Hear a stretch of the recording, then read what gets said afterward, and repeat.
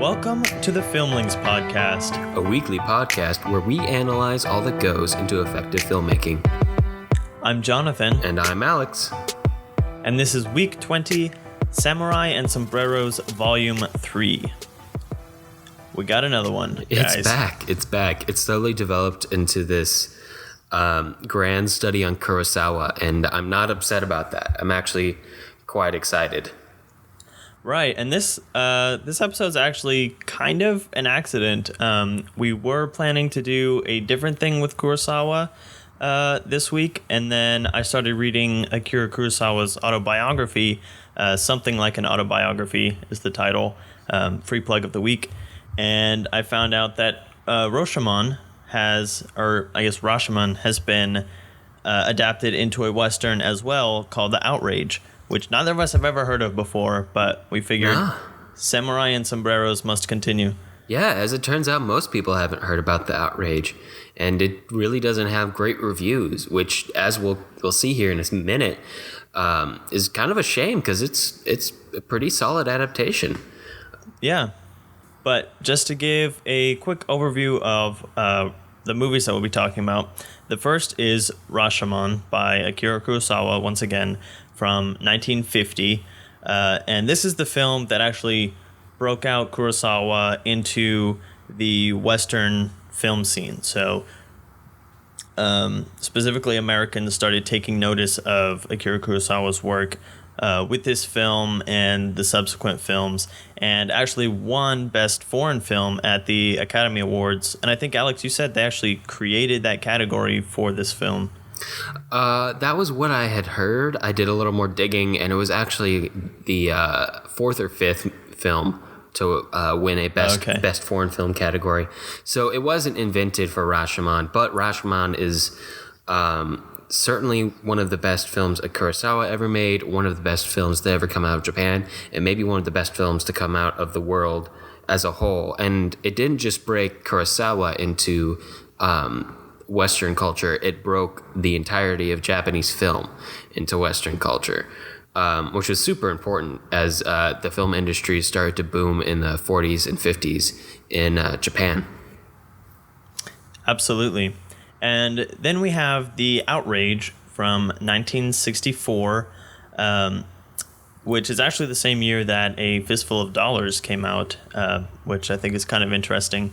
It was directed by Martin Ritt, who has done some other things that I don't really know. A couple Paul Newman films, which is one of the interesting things about The Outrage, is that it is stars Paul Newman in the role that is played by Toshiro Mifune in Rashomon, whom we've seen in both Seven Samurai and Yojimbo. And also William Shatner shows up, and they both do really good jobs. Yeah. In fact, I would challenge anybody to watch this film without looking it up on IMDb and tell me who Paul Newman plays. Right. Because they may not even think he's in the movie. I remain unconvinced that Paul Newman is in this film, but it's definitely an interesting watch. It was a serendipitous discovery on your part, Jonathan, and I really enjoyed watching it. And I think we have an interesting comparison this week to look at. So with that, let's move on into our individual breakdowns. And Jonathan, do you want to try to set up Rashomon without giving it away? Yeah, I will try to. And we say this a lot, that like some films can't be spoiled, and this is one of them because there's no real way to know exactly what happened. But basically, we start with three men taking shelter from a rainstorm under this gigantic gate, this archway called the Rashomon Gate, and two of them end up relating a story to the third man about this court case that they just witnessed, in which the court is trying to figure out the details of what happened in this incident where allegedly a woman was raped and her husband was killed. And hearing the story of what happened in this secluded glen with this bandit and the couple, told from the 3 points of view of the bandit, the wife and the husband through a medium, and then eventually one of the men under the gate also has a point of view of the story, and they all are different. So it's kind of a matter of the truth lies somewhere in the middle, and this idea that everyone, like, no one can speak objectively about a story in which they are involved, about themselves. And it's kind of a prolonged exploration of that idea. Yeah. In fact, during the filming of this movie, both the cast and members of the crew, some of the assistant directors, approached the director, Akira Kurosawa, en masse and demanded to know what the film meant. And he kind of just told them, well, it's a reflection of humanity and our inability to tell true stories about ourselves. So if you watch this movie and you feel a little confused, that's fine, because the people making it were a little bit confused too. And it's a reflection on the experience of humanity. So aren't we all just a little confused, Jonathan? Yeah, but I will say that Akira Kurosawa also wants people to dig into his movies, because he is saying things in each of his films, and he doesn't like to talk about what his films mean, because he feels like if the film isn't saying it apparently enough, then it's kind of failed. So even though he did give something of an explanation, kind of his gut response is go back and keep reading it and keep watching it and figure out what I'm trying to say through this. So that's another element to this, is that there is something there if you are really looking for it. Yeah, and the task of rewatching Rashomon is not a hard one to stomach at all, because it is just a amazingly beautiful film. It's in black and white. As all of Kurosawa's films are. It is all Kurosawa's film. Such a good visual director. He is, and he works with one DP in particular quite a bit, whose name was Kazuo Miyagawa. Worked with Kurosawa a whole bunch, and they actually ended up innovating a lot on this film in particular, and doing a lot of things that hadn't been seen in the film world before, like pointing the lens directly at the sun and shooting through leaves, which is an absolutely gorgeous shot. It's part of this early sequence in the film that kind of helps you transition between the world of the gate and the storytelling and this subjective, fluid, amorphous world of the story of the crimes that were committed. Yeah, and one of the things about the lighting in the forest that Akira Kurosawa wanted to bring out is the fact that since in the forest the sunlight comes through the tree leaves, and so everything is dappled and kind of light mixes with dark, and there's no hard breaks. That's kind of showing the muddled character of the human spirit and all of the different motivations that are going on in each of the characters as each story is told. So it's this big kind of confusion. And just a quick side note about pointing the lens at the sun, like that sounds like a really simple thing, and we see it all the time nowadays, but back in the early days of film, it was kind of thought that if you would point your camera straight at the sun, it would actually burn the film in the camera and leave it useless. But Akira Kurosawa didn't think so, and thankfully his cinematographer didn't either, and so they were able to experiment and come up with some really cool images. Yeah, and also going back to the earliest days of film, film itself wasn't made of the safer material that's now made out of. It used to be made out of nitrate, which is super flammable. So right. You're not just risking, back in like the 20s and the teens and the early 30s, you're not just risking melting your film if you point it up at the sun. You're risking almost blowing up your camera and endangering your crew. So it took a while to shift away from that mentality, and as it developed and storytelling techniques developed and technology developed alongside of it, things like pointing a camera at the sun became possible and inevitable almost in a way. Yeah, absolutely. And we are thankful for those innovations because we've gotten lots of gorgeous similar shots since then. And now with digital sensors and stuff, it's a lot easier. Oh, certainly, certainly. In fact, I mean, Rashomon in and of itself is one of the most copied films ever to ever have existed, and not just in the sense of a direct reboot like we'll be talking about today with the Outrage, but in the sense of taking the storytelling techniques that were innovated within this film, both the way of telling the story from different viewpoints and some of the technical innovations like pointing the camera at the sun have been copied nearly endlessly throughout the film world over the past few decades since the movie's been released. And that's why it's one of the most interesting films to take a look at and one of the most well-remembered films, because it had such a big impact on the way we tell stories and the way we shoot film.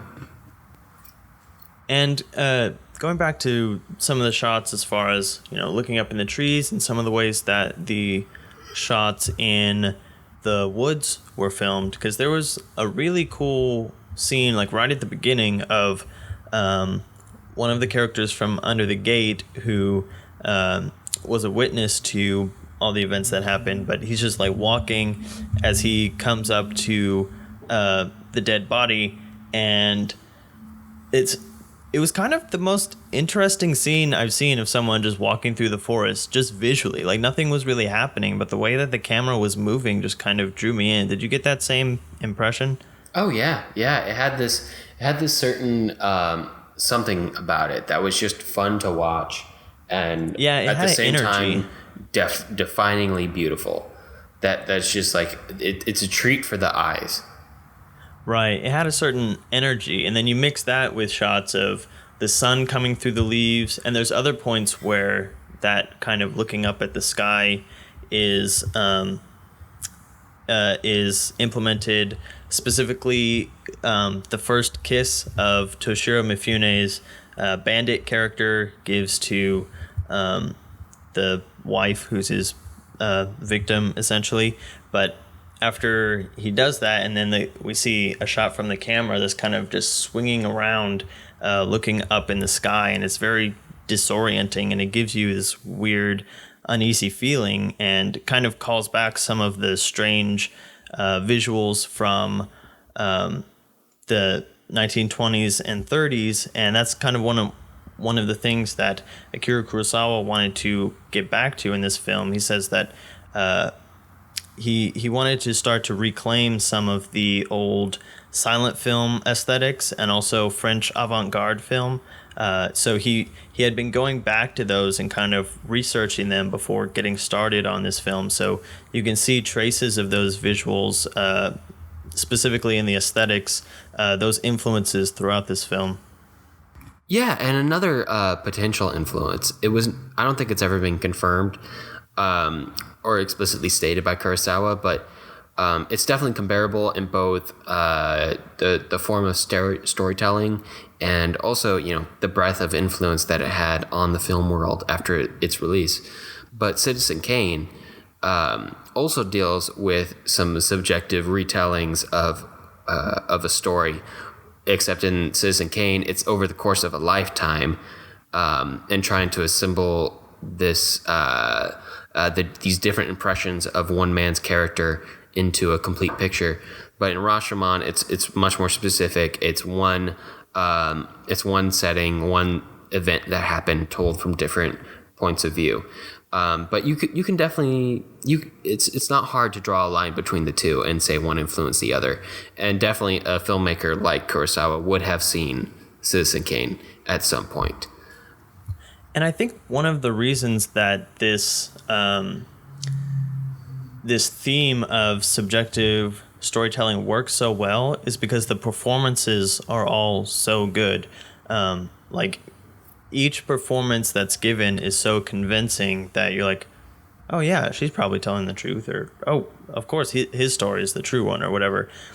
And you kind of like each time you get sucked into it, and then you have to kind of go back and be like, oh wait, but that doesn't exactly work, and where does that come from? And again, we're seeing Toshiro Mifune, which, like I said, we saw in Yojimbo and Seven Samurai. And this character resembles more of the Seven Samurai character than Yojimbo. Yojimbo is much more reserved. But that's also one of the great things about Toshiro Mifune, and one of the things that Akira Kurosawa saw in him is his diverse range that he can play. Because Toshiro Mifune was getting typecast at some point as kind of a criminal and a villain and stuff. And of course he plays that in this film too, but like in Yojimbo we can see that Kurosawa gave him a different kind of role. And one of the things Kurosawa talks about with Toshiro Mifune is the speed at which he can convey emotions. He says that, what Toshiro Mifune can convey in 3 feet of film, because that's kind of how filmmakers would judge time and stuff, is right, when you're shooting on actual film. Right, length of film. Instead of gigabytes, we're talking about length. Yeah. Right, and film is money more than data nowadays. But what Toshiro Mifune could convey in 3 feet of film, another actor might take 10 feet of film. And he was just so adept at, using his face and his physicality and his voice and everything to get across what his character is thinking. And it's just a really special quality for an actor. Right. He's one of those, he never meant to be an actor. And by the way, if you want to learn more about Toshiro Mifune, you should go watch the Mifune documentary that is currently up on Netflix, because it is brilliant, and he was a brilliant actor and a very interesting person. 2 free plugs of the week? 2 free plugs of the week? What? But yeah, absolutely go check that out. Yeah, he was one of those rare people that just has this complete raw talent for acting and the dedication to put into the performance. And throw that together with an incredible director with incredible talent of his own and dedication of his own, like Kurosawa, and you have a fantastic director-actor power combo. In fact, I'd put them up there for best combo ever. And that's a discussion for another day, but they definitely deserve to be in the running, because they made about 16 films together over the course of their 2 careers, and each and every one is absolutely brilliant and a complete treat to watch. And another, kind of little tidbit as far as recurring collaborations, you were talking about the cinematographer for Rashomon, Kazu Miyagawa. And what a funny thing that happened on this film is that as they were shooting, Akira Kurosawa was really impressed and loving all the unique images and the framing and everything that was going on, but he apparently forgot to be telling Miyagawa that. And so at some point, one of Miyagawa's friends called Akira Kurosawa and was like, "We don't know what you want. We don't know if this is good or if it's not good." And Akira Kurosawa was, "Oh, no, it's great. I really love it." He just totally forgot to tell them that. And but they, like we said, they went on to work on a lot of films together. So definitely worked out. Yeah. We like to talk about these auteur directors nowadays who have a cast or a cult around them that kind of follows them from job to job and film to film. But going back to the 50s, 40s, 60s with Kurosawa, he had that too. It's even referenced in the Mifune documentary as the cult of Kurosawa, I think. Or something. That's funny. I'm ad-libbing here, but it's something very close. It's either cult of Kurosawa or the cult around Kurosawa, who would follow him from movie to movie. And Kurosawa definitely helped launch Mifune's career to something beyond just being a character actor, always being the villain. And Mifune helped make Kurosawa's films so spectacular and memorable. So it's definitely a worthwhile. It was a worthwhile working relationship, not only for them but for the millions of people like us who are fortunate enough to know about their movies and to have watched their movies and enjoy rewatching their movies. Right. And one of the other things that makes Akira Kurosawa's films stick out is that they feel meaningful. Like Akira Kurosawa was really invested in literature and the arts and all kinds of art, and had a great mentor as far as his film directing, who really stressed, learning about stories and what makes the classic stories great, and being able to translate that into a screen version, where you're conveying things visually more than through dialogue, like we've talked about before. And I think that's one of the things with this film too. Like, there's so many, the proliferation of film and video medium has kind of watered down the amount of content that has the same kind of weight that films like this one do, because this one raises a lot of questions and says a lot of things that really take time to process. And I think that's something that Kurosawa was really good at with all of his films, and that we don't necessarily have enough of today, I think.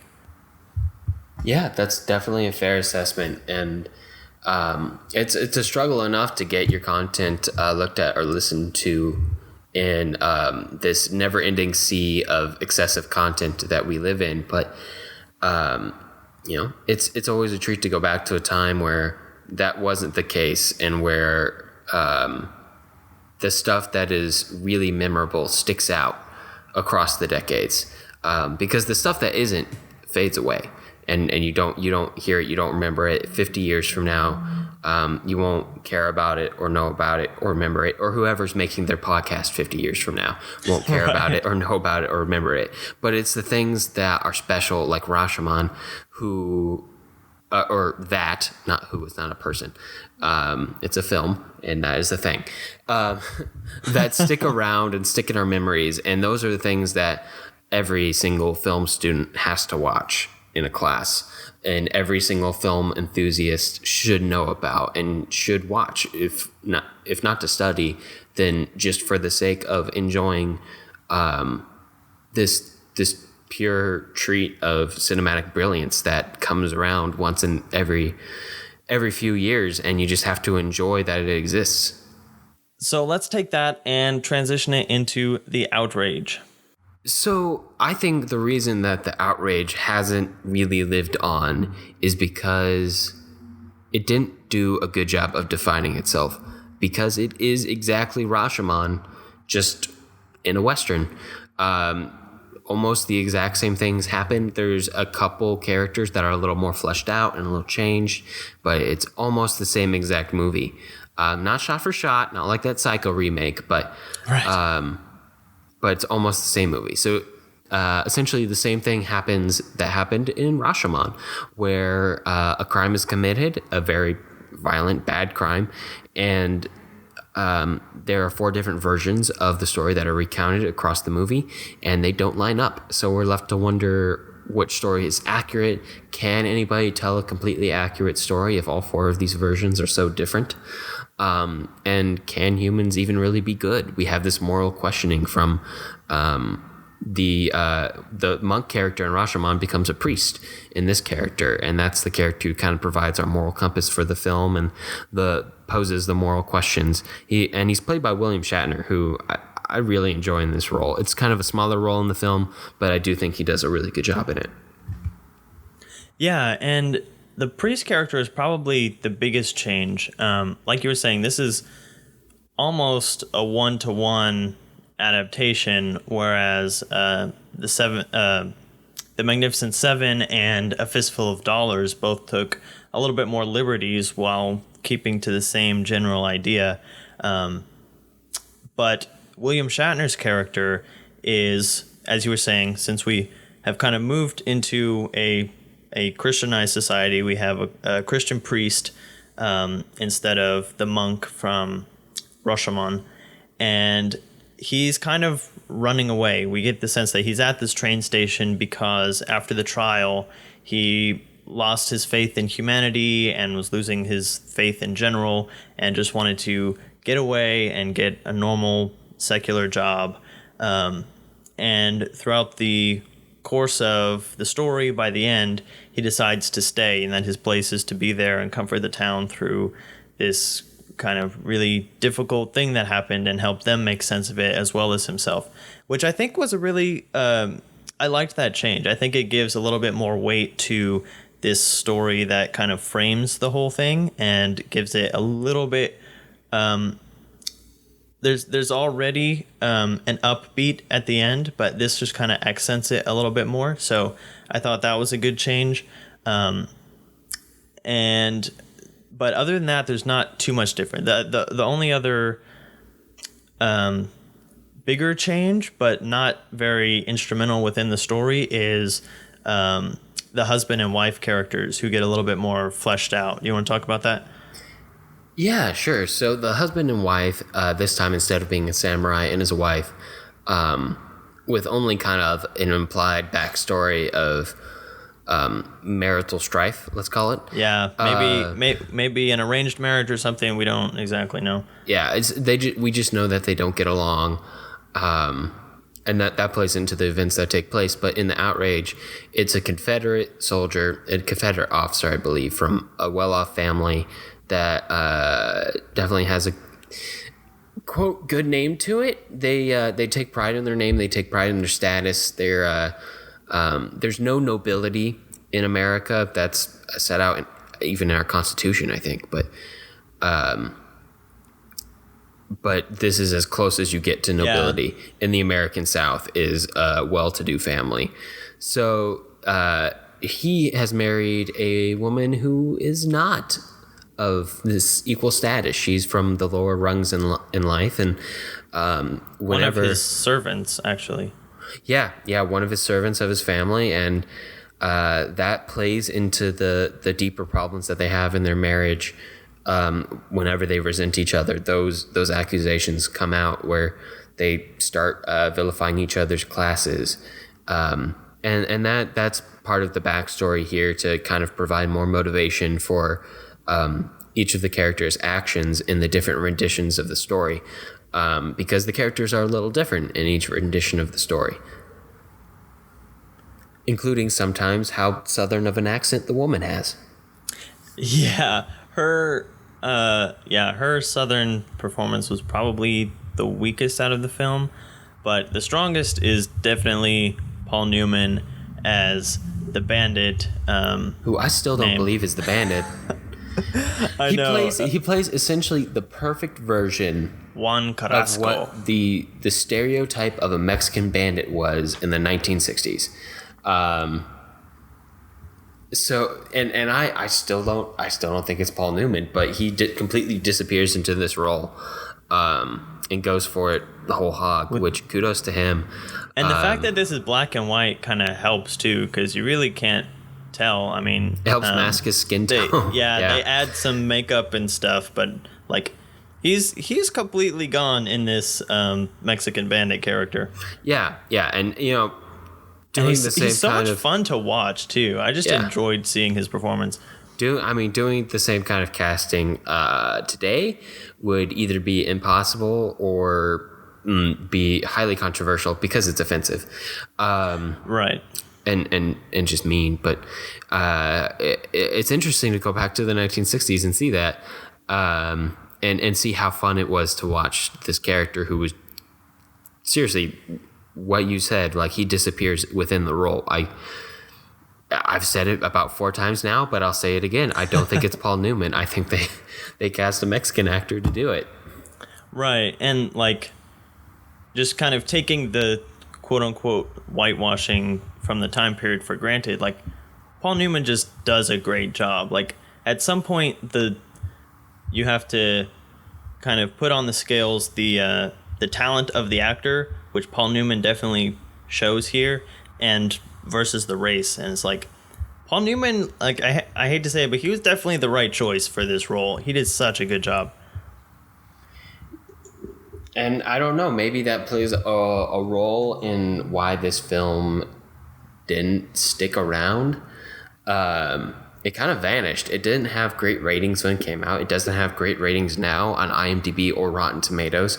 because hardly anyone has reviewed it on those sites. Yeah, it's just kind of fallen by the wayside. But the cinematography of this movie really sticks out. The performance of Paul Newman sticks out as really good. I'm used to, when we do these Samurai versus Sombrero episodes, of coming to the Sombrero film of the week and expecting like the cinematography to just not be as good. Partially because it's Kurosawa, partially because a lot of these remakes are not done up to the same quality, the same production value as a Kurosawa film. Aside from but this week, Leone, who we know is a great director in his own right, but coming into a film with a director that we've never heard of before and a movie that we didn't even know existed, your expectations are very low. Yeah, I expected, because this had been relegated to the dustbin of film history, I didn't expect it to be as beautiful as it was, but it is like a seriously pretty film. And maybe the supporting cast of actors doesn't live up as strongly as the supporting cast in Rashomon does. But certainly the cinematography and the look of the film and the camera movement of the film can't be found at fault as to why it's been forgotten. Right. And just kind of get into specifics on that. So Rashomon is in 4:3 full screen aspect ratio, like a lot of Kurosawa's early films, which we saw with Seven Samurai. And if anyone knows how to work a 4:3 aspect ratio, it's Akira Kurosawa. But the Outrage, we come to a cinema aspect ratio, which is 2.35 to 1, I believe this film is. And it's very long and narrow, which plays perfectly for 3 shots, which is practically all this movie is. It's either the 3 characters in the train station talking, or it's the bandit and the husband and wife interacting in the glade. And so this really long shot is perfect for having 3 people in different configurations and different kind of, triangle and eye lines and that kind of things. And they definitely use that to its full effect in this movie. Yeah, and speaking of Leone, it reminds me a lot of the 3-way shootout from The Good, the Bad, the Ugly. Just repeated in different nuanced fashions for communicating the power dynamics within the scene, for communicating the emotional stances of the characters within the scene, for each of the retellings.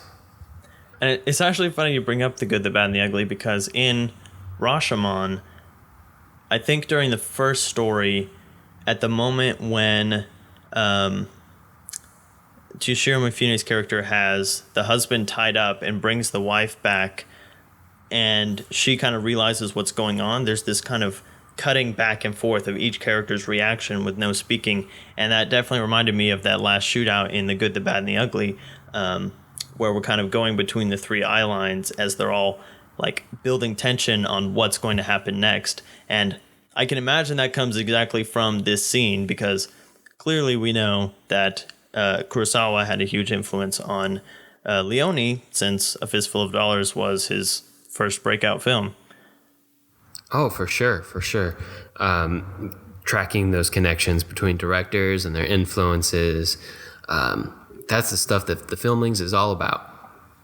Absolutely. But kind of comparing it to the other Samurai and Sombreros episodes that we've done, we were talking about this a little bit, and I think that this film probably suffers the most from the inevitable switch from katanas to pistols, because the film deals so extensively with this one-on-one battle between the husband and the bandit with katanas, and especially the last fight, where it becomes very personal and very intimate. I'll say, like, that last fight in Rashomon is so kind of tense, because you can feel both performers, their nerves, and their basically in the last fight scene, in the last story of Rashomon, both characters turn into cowards, and basically you get this sense that neither of them have ever killed anyone before, and they've been kind of putting on this bravado, and now they're they're called to stand to task to it, and they don't know what to do. And so you've got them holding their swords and they're shaking as they're approaching each other, and they're kind of jabbing a little bit and backing away. And so when you have guns, it just becomes hiding behind rocks and wasting bullets until you can get into a fist fight. And we saw a little bit of that in some of the other films that we did, but I think the fact that that's such a pivotal point in this movie makes it not work quite as well. Yeah, and I think one of the most important parts about that fight, because we see the fight in two different versions of the story in both Rashomon and Outrage, that leads to the murder of the man, is the difference in emotions between the first battle and the second battle. In the first battle, where the bandit is all bravado, in the second battle where the bandit and the man are both being cowards, like you said. And I feel like it's just easier to have emotion in a sword fight, because you have these big physical movements with the swinging of the sword. You have to get in close to each other. And it's easier to show emotion and dynamics between those. Whereas in a gun battle, like you said, just hiding behind rocks. Think of how many Westerns you've seen devolve to like close-ups of people hiding behind a rock shooting a gun. Like it's hard to show the power play between two people and the emotions that go into the battle in squeezing a trigger between swinging a sword. They're just two different. They're two movements on two complete different scales. And I'm not saying it's impossible with a gun battle. I'm saying it's harder, and not as many directors and actors and choreographers are up to that task. Yeah, I think the one point that it does work at in this film is the very beginning of that fight, where they started off as a duel and they take their 10 paces, and the one guy has to like step over a tree branch and like wait, hold on. And then, and then like, aren't you going to shoot? Why didn't you draw? What? Just go. And so that kind of builds that tension. But then right after that, we lose it until they both waste all their bullets shooting at nothing. And like you were saying, there are ways to do it. Like we saw Leone did it really well with the climax of A Fistful of Dollars. That duel between the rifle and the pistol, I think, worked really well as far as having to load it and stuff. But I think this one, since it is so focused on that intimate, close, hand-to-hand kind of literally knockdown, drag-out fight, I think it loses some of that intimacy in this one. Yeah, and the fight gets much better once they lose the guns halfway through. Right. But we get a water slide. You do bring up a good point about duels. And I think the reason that duels work in a gun battle for conveying emotion and conveying just an entertaining scene in general is that the physical space between the two opponents matters. And then from that, we have tension.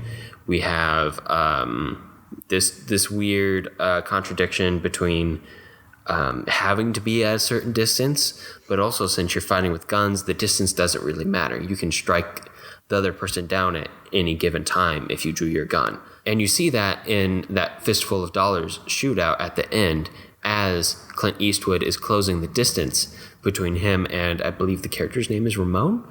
Yeah. It's been a while.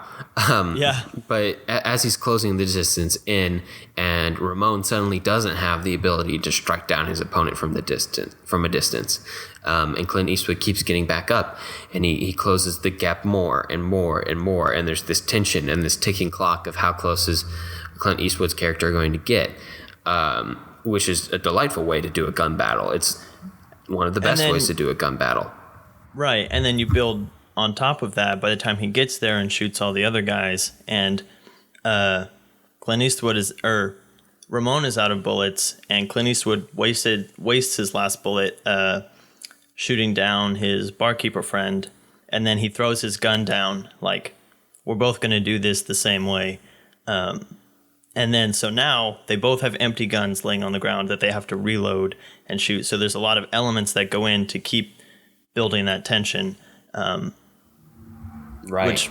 like I said, is what makes that particular climax work really well. Right, which goes back to my long-standing dislike of guns as as kind of like a film cop-out of sorts. Asterisk C, Christopher Nolan episode. Yeah, with the hammer. Oh, that was a good choice. But it is and one of the reasons that I've always said that I found guns boring is because so many times that gun battle is manhandled and mishandled and just doesn't carry the same kind of tension and emotion and enjoyment of watching it that a sword battle almost inherently carries, or a duel carries in the tension that it has. Because that's why we enjoy those fights, not because they're flashy or he has a big gun. It's the emotion and the stakes and the tension and the characters that all get wrapped up into this physical expression of those things in the battle itself.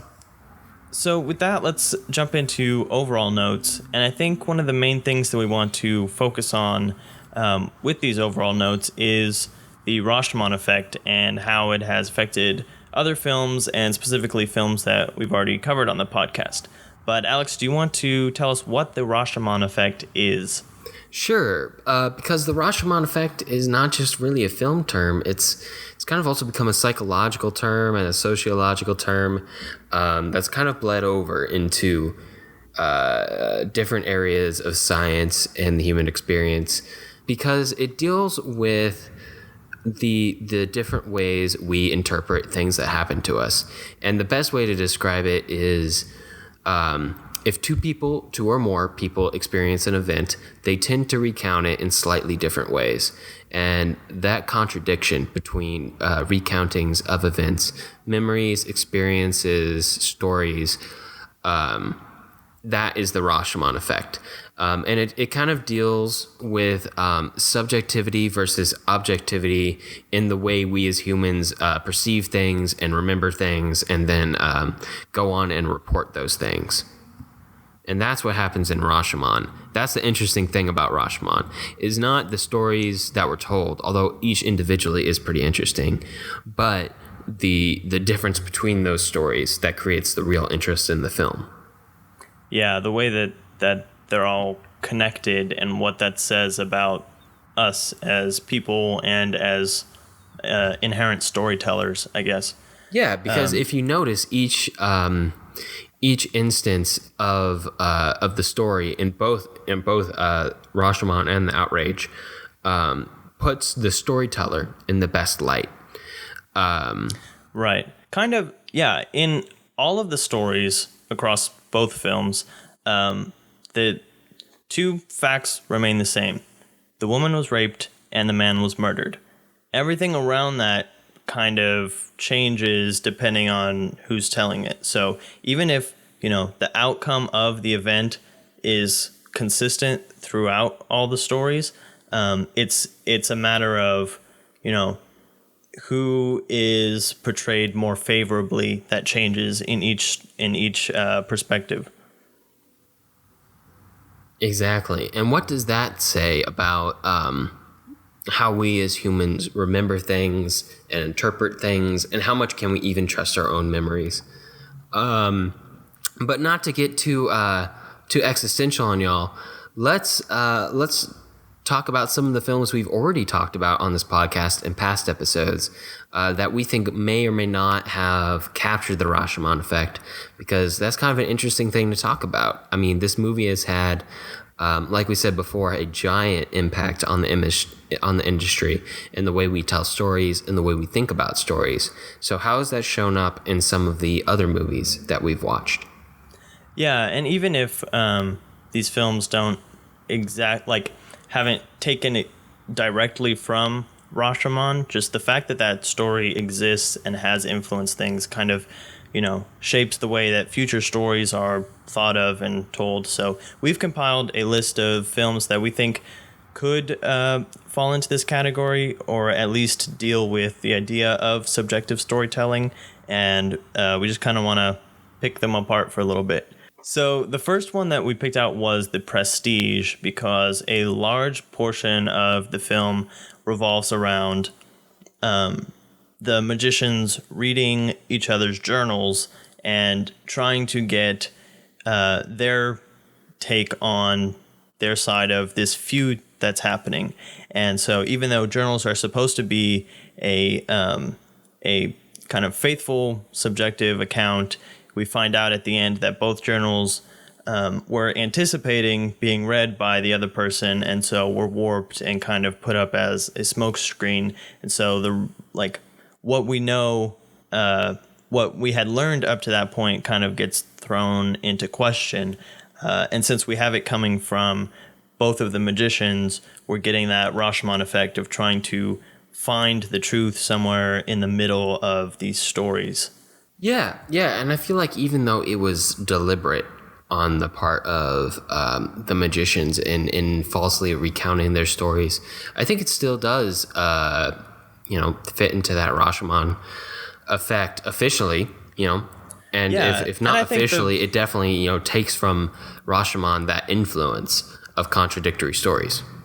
Right, and I think that, because the stories in Rashomon were to some extent intentionally fabricated, and you have the three men in the gate kind of shouting, "It was lies! It was all lies!" So I think that idea of an intentional spin in your own favor counts. So intentional lying qualifies for this, as well as probably unintentional spinning to your own benefit without even realizing it.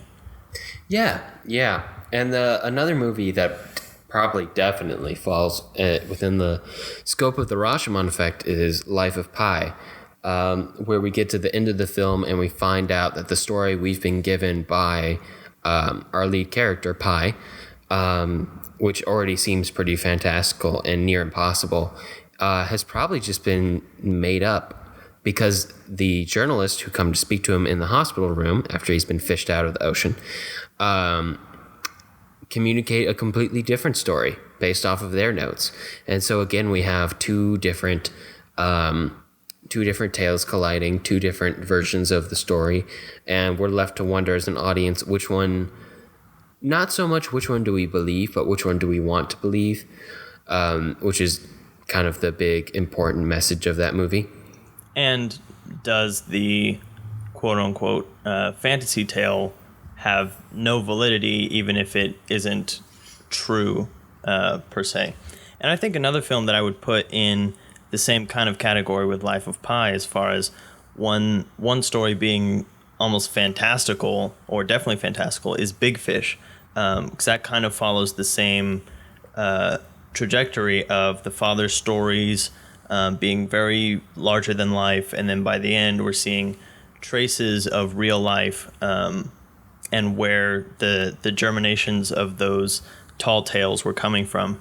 Christopher Nolan's movie Following also kind of follows that trend, because the main character and our main bad guy in the film have two different versions of events that happened.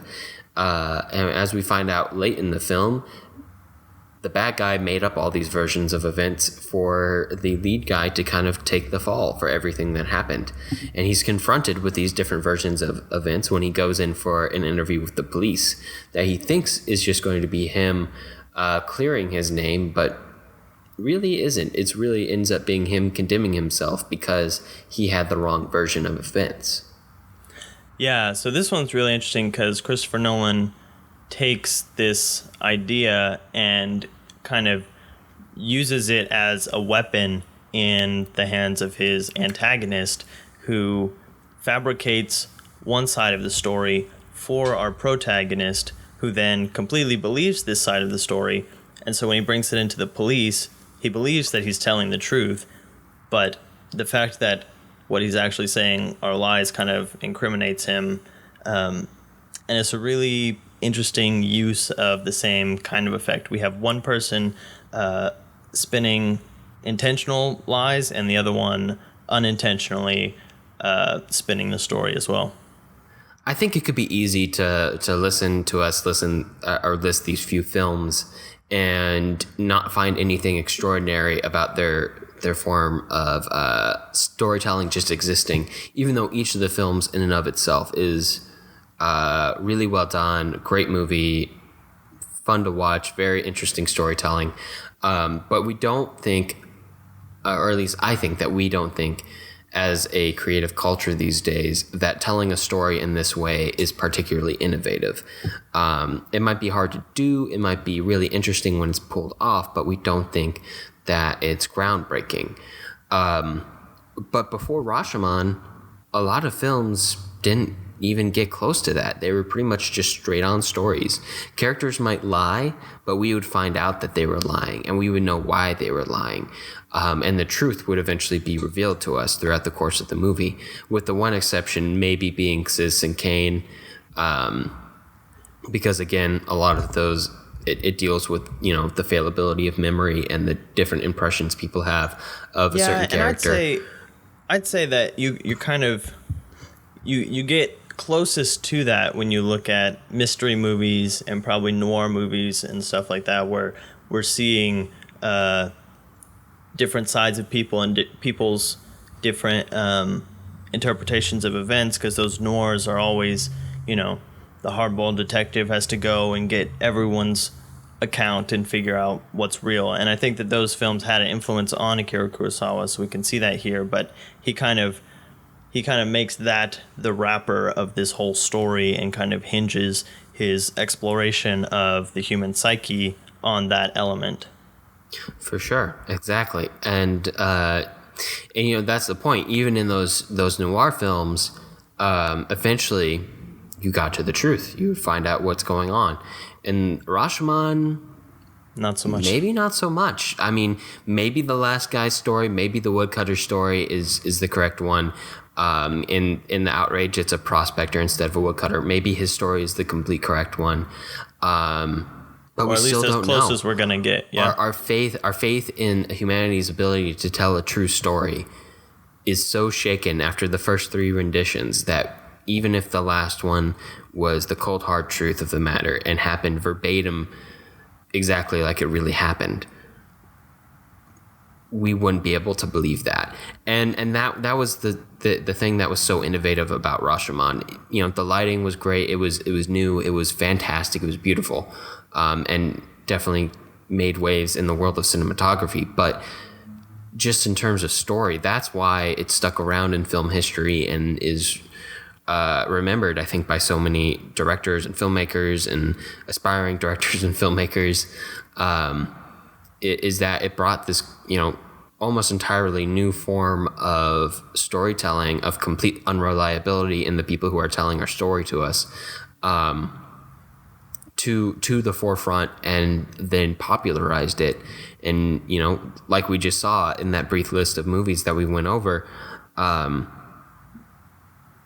became its own thing, became its own form of storytelling that integrated with the mainstream of storytelling. And now, to us, these days, doesn't seem like a completely weird way of telling a story at all. It seems like another technique of many that we have in our toolkit. And we have Rashomon and Akira Kurosawa and Toshiro Mifune to thank for that. Yeah, and I do want to touch on the ending of this film before we wrap up, because I think that's kind of what Akira Kurosawa wanted to leave us with. So at the end of the movie, we find out that there's a baby that's been abandoned at the gate, and the newcomer character steals its cloak and either gold or an amulet, depending on the movie. And so the other two characters, the monk and the priest, are left with the baby and the our other witness character. And basically, after we found out that the witness character also lied about his side of the story, and is a thief and a liar, he offers to take the baby and raise it with his own children, because he has a big family already, and gives the priest / monk faith in humanity again. And I think what Akira Kurosawa wants to leave us with is, even if we as humans all have these failings, we still have the capacity to do good within that, and that's kind of the hopeful note that the movie tries to end on. Yeah, and what a hopeful note it is. It's a difficult movie to go through and retain your faith in humanity, except for that last bit. Like you said, that was the point, and it seems to have worked really well. So with that, let's move on to next week and talk about some movies where the protagonist isn't humanity at all. Really? No, he's big and he's furry and he's angry. But next week is Clash of the Kongs. We're going to take a look at all 3 King Kong remakes. The one from 1933, the one from 1976, and the one from 2005 with Peter Jackson. So strap yourselves in and bring an extra bucket of popcorn because it's a long one. So, just to note, these are all, we believe, we have not seen the 1976 version, but we believe these are all basically the same story adapted at 3 different points in film history. So, this is the poll that we ran on our Twitter account recently, which you can follow at The Filmlings, and you guys chose King Kong. So we've talked about adaptations like this film with our Samurai and Sombreros, and we've talked about reboots with Batman, and so now we're going to do a remake. So this does not include Kong Skull Island, which is probably more of a reboot because I don't think it follows the same story, and we're not covering any like King Kong versus Godzilla or any of that. This is just the movies that are titled King Kong are the ones that we're going to be talking about. Yeah, so make sure to come back next week for Clash of the Kongs. Well, that's about all the time we have for this episode. If you have movie suggestions for us or just want to reach out, I can be found on Twitter at JSSatchel. And I'm at Alex Geringer. And to find links to things that we talked about today, you can view them on the blog at thefilmlings.wordpress.com. If you like the show, let us know. Leave us a review on iTunes so other people will know what we're all about. We definitely appreciate it. Talk to you next week. All right, see ya.